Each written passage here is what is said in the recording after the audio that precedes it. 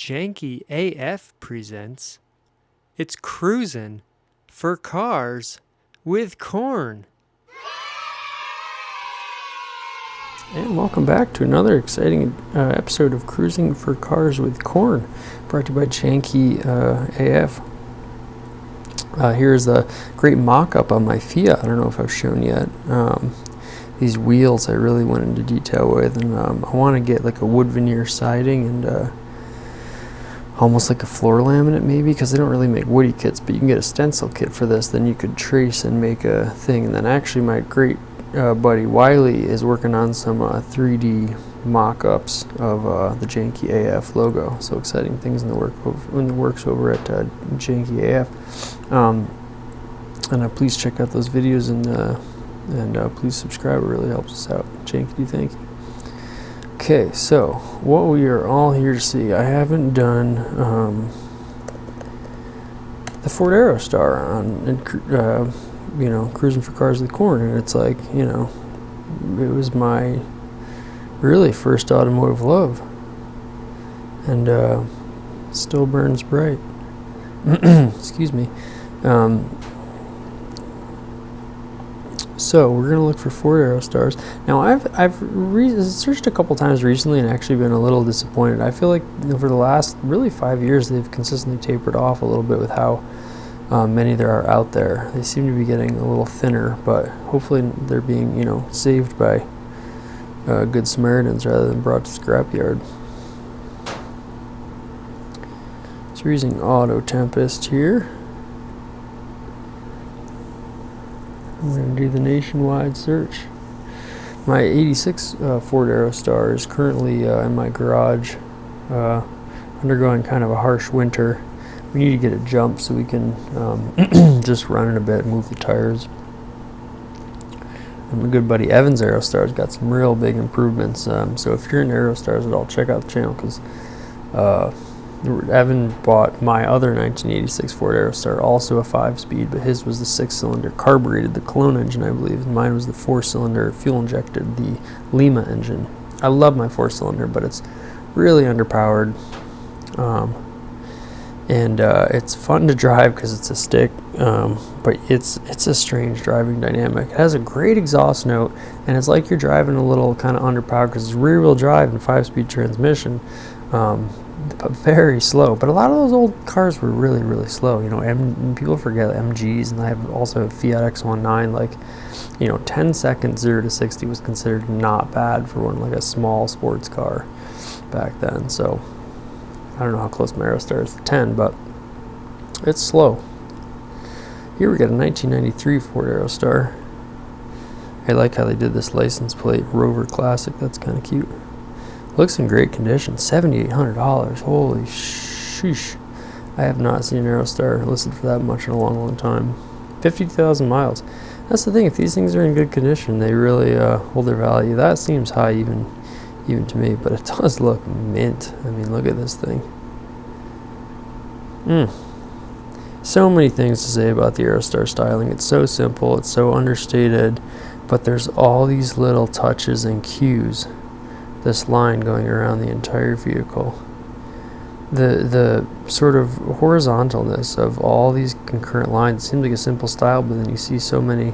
There's this one, there's this one, there's this one, there's this one, there's this one, there's this one. So many horizontal lines, and just a real classic, iconic fascia. I mean, it's you can see Ford's round styling coming, and yet somehow it's a wedge and angular, but it just has curves in all the right spots. It's not like this really jagged.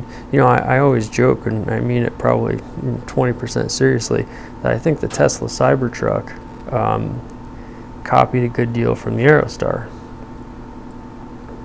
I mean, it certainly looks more like an Aerostar than it does a Chevy Astrovan, and you could argue that it looks kind of like the Dustbuster cars, the GM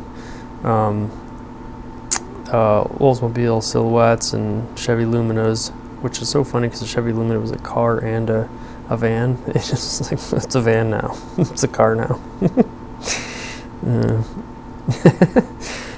But So This one looks like it has all-wheel drive, which is a great feature of the Aerostar. Boy, this burgundy, I mean, this, to me, this is worth every penny of 7,800. I mean, this thing is, think about what people pay for classic cars. Think of a brand new Bugatti Chiron is $3 million, so this isn't worth 7,800, Personally, I'd take this and keep the change, Boy, I'll still get you there in style. Now, this is one of my favorite features, is you have this line slightly, it's funny because the big arrow, this, and it's funny because it's not a perfect line. This bend is it's actually quite beautiful. It's almost like a little nose. If you look at it, all you see is that one front continuous line, but it's really not a continuous line if you look at it. But certainly all your attention is drawn this way. The car looks like a wedge. But it's so funny how many counter diagonals they did, not at the same pitch, more like the Cybertruck, but just as a slightly less of an angle on the inverse. So what I mean by that is, you have this big line, right, and that's directing all your attention, but to balance it, because this car would seem so unbalanced, but it's actually visually very, very balanced, because you have this line sweeping down here, you have both these windows sweeping down here, you have this back window and back hatch sweeping down there, you have this fender line sweeping down here, you even have this little headlight valance, or I forget what they call this housing, making that angle right there. So there's just beautiful sort of balance and dynamics, and it almost sneaks up on you, and then just the long straight, and then slightly again, look at this, and then this wedge, and then this wedge. It's just where the lines depart each other, and all these little turnarounds. I'm telling you, man, all the proportions. This little line here is so sporty, the way it sort of curves in and then straightens out and goes all the way down. They're just even the bumpers somehow work, even though they're gray, and this is all of them. It's almost it's almost fashionable now, I feel to have the gray cargo bumpers, and this just somehow manages to pull it off. And I will say Aerostars with body colored bumpers I think look fantastic, but these were a popular hubcap of the model. Just the continuation of these two lines. Everything's got these taillights. I think these are some of the coolest taillights ever. So underrated as taillights. Look at the little, you think it's simple, and then the more you look at it, you realize that there's actually quite a bit of detail. Look at the proportion between the red and the amber and the white. It's just, they're all these little concomitant rings, and then they're just proportioned out different amounts based on, basically how much they're going to be used, or importance, or safety. There's so much thinking that goes into these designs. All these decisions have to get made. And I don't know if they meant to, but I just think this is such a just piece of perfect design. You can almost see the Japanese doing something like this, who are just masters. This little lip, it's not just a line like it is on the side. It's this little lip, an indentation, and it follows right on through the panel, and then it's just a masterpiece. Incidentally, these rear hatches were fiberglass, which I didn't know until I hit the back of mine with my landlord Stan's tractor when he was trying to push me out. I was real mad that day because I got stuck in the mud, and Stan, God bless his heart, pushed me out, but there's a tiny little ding on the rear hatch, and I was like, damn, that kind of feels. And then I was talking to some random person way later, and Aerostars came up, and great friends, Robbie and Cicely, and Cicely's mom's boyfriend there, and he remembered that somehow. The Aerostars had, I think, the hoods as well as the rear hatches were made out of fiberglass. Yeah. So I like this color. I feel like they offered a dark red, but this almost looks closer to burgundy. Man, can you imagine this all polished up? It looks pretty great, and the paintwork looks great. and they, they just didn't make a lot. This is a truck. It's beautiful. It's based on a truck platform. Now, admittedly, it was a little under-engineered. Like, if it was actually going to be a truck, like, you would need to, like, beef it up quite a bit. But I always say this is the most aspirational vehicle ever. It was so, like, the peak of, like, with the pinnacle of, like, versatility and functionality, and you could just do everything. These, like, like, people are looking for, like, I don't know, in their crossovers, they're looking for versatility, and, like, people want to find the ultimate, like, camping vehicles, and the two rear seats in this, the two bench seats folded into a bed, just like factory. Just they just designed the seats well, so they would do that. They didn't have to make the seats fold into a bed, but they're like, oh, let's design the seats to fold into a bed. It was a very aspirational vehicle, and they sold well. They sold over 2 million Aerostars, so they get such a, I feel like people kind of like, now this is a view to finish, they kind of like deride them. Like, great friend of a person that knows the great Schmitty, when told that I had an Aerostar, said they were a piece of shit in the 80s and they're a piece of shit now. Which is hilarious. I can joke about it, but I think if you're going to be looking at, like, sort of just histories of the automobile, no one talks about the Aerostar. I mean, no one talks about it. Like, I think Doug DeMuro did one thing on an Aerostar, and I think he said, like, how crappy it was, and it's like, I like Doug as much as the next guy, and I get it, but that's kind of what Janky AF is about. It's like these sort of just forgotten pieces that were very, very functional machines designed by people, and they had lots of budget constraints, and they had lots of suits, like, breathing down their neck or whatever, as the story goes, and they had to, like, make these vehicles, and they were made to be, Elon Musk just said in an interview, like, it's easy thing to build a prototype, the hardest thing is to build, like, en masse, and these were just, honest, hard-working Americans, union, most of them, and they're making these beautiful machines. Look at this, man. I mean, it's so funny because when you see from the side too, you don't at all, it looks so much different from the front, from the immediate front profile than it does. You almost don't recognize it, especially like a telephoto shot like this. Yeah, it almost does look like kind of like a truck. The height of everything in proportion to everything else is so interesting. It's like the grill and the bumper are almost the exact same width, and then the hood and the wiper is almost the exact matching width as the two of those combined.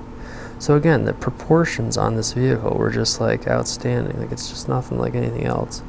No car looks like that. You can't tell if it's a van or a car or like a it almost looks like a squash. It's so interesting. Just the perspective. Look at that.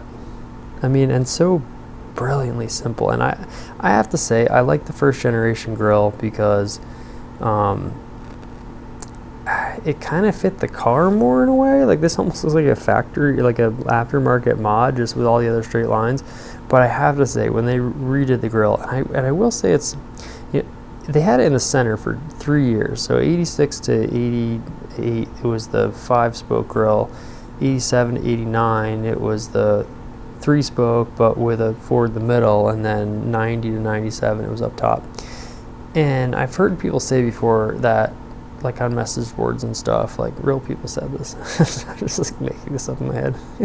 That they always thought that one in the center was the best. And I kind of agree, and it's kind of also the rarest now, so that, like, I don't know why this thing about rarity, like, I get sucked into it like anybody else, like, but it's funny. It's like, you know what's really rare is like a Plymouth Neon is extremely rare. I'm going to do a Cruising for Cars and Corns of that, but that's an extremely rare car. There's like probably less than 10 Plymouth or Dodge Neons, first gen, I mean, that you can find in dealerships right now. There's a couple really nice ones on Craigslist too, and pretty cheap too. Like that's a really underrated classic that I'm looking into. Anyways, this is probably going to be just all about this one Aerostar at the rate we're going. I'm gonna clip it here. I'm gonna end it here. This will be part 1. Of Cruising for Cars with Corn Aerostar Edition. God, look at these pinstripes. I mean, the thing is so cool. It's like space age, but still has like a tinge of 90s modern in it, which is like, oh.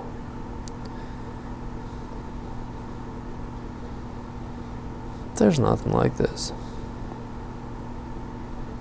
Little roof rack on there. I like their great Rover Classics. Yeah, look at these creases. It's like how I don't think the side of the car is creased. It's creased up here, but I don't think it's creased down here. And then all of a sudden, the line turns into a crease, and then that crease continues through. I mean, look at that. Look at that stamping to crease that little, relief there. It's very European in a way, the way this, but this crease is already, so it like, and then you have this crease up here. That one is connected to another crease. It's just something. The little dip in the bumperette, I love that little dip that allows you to, one of the things they talked about in the Aerostar was how low the loading, so if you're loading stuff in the back of it, it was much lower than other vans. I actually don't know. I know they talked about how low it was in their advertisements. I don't know if it actually was, I should say, for, call me out on that if that's not true, but it was certainly a point that they emphasized and that they were trying to achieve practicality measure. All right, we'll finish this red one up and then we'll finish up part one. Those pinstripes are great. 3 little pinstripes. I like the black, all the, in the age of every car has black wheels, this has a really nice way of doing some blacked out stuff that actually looks pretty sleek and slick. Like, there's like 0 chrome save for the front bumpers, like kind of, and then the bezels, the headlight bezels is the word I was trying to find earlier. Right here. But what I really like is that the flat black really works with the car. Like you have the seals, the gaskets on the windows, the sort of like defroster wiper area here.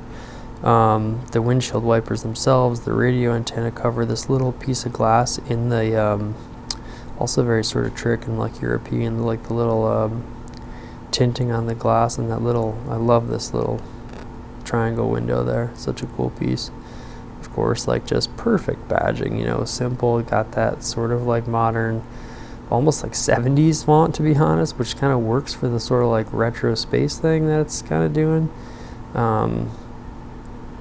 Again, black gaskets here, black roof rack, black side mirror, black little plastic panel here, and I've always loved this line where the door cuts in. Look at how high that up it goes, and it just cuts right in here. Beautiful. And then comes down and L's into the door like that right there.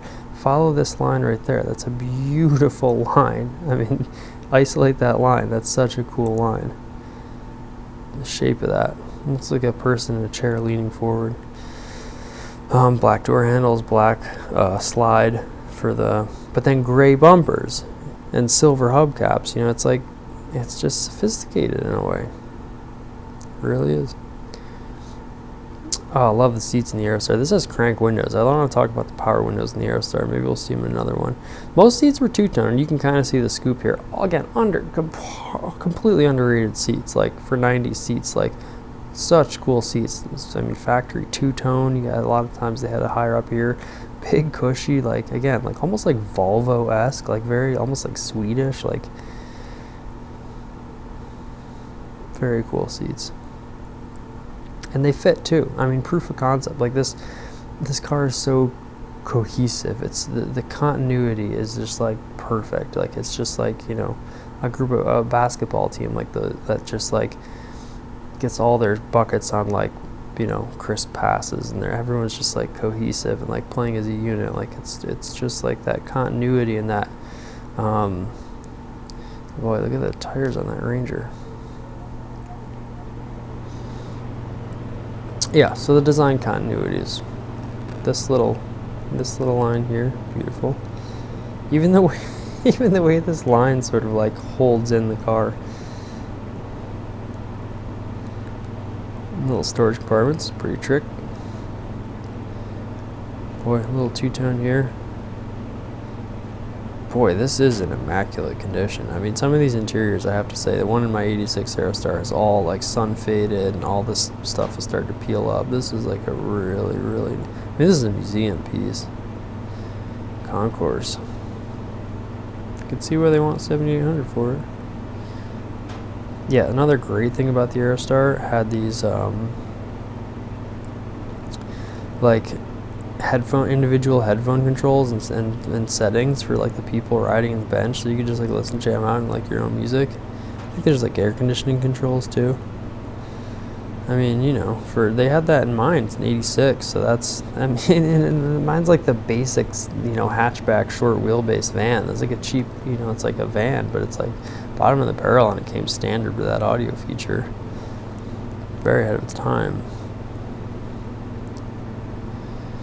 Alright, this is the end of part 1, Cruising for Cars with Corn, the legendary Ford Aerostar. We've looked at exactly one Aerostar, and it's taken 21 minutes. So we'll search the rest of Craigslist and see what we got. Stay tuned for part 2.